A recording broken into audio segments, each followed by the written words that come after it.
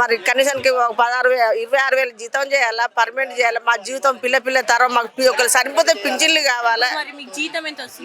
16,000 14,000 15,000 కట్ట 1,600 కట్ట అవుతుంది. 14,600 వస్తాయి. 14,000 సరిపోవట్లేనే.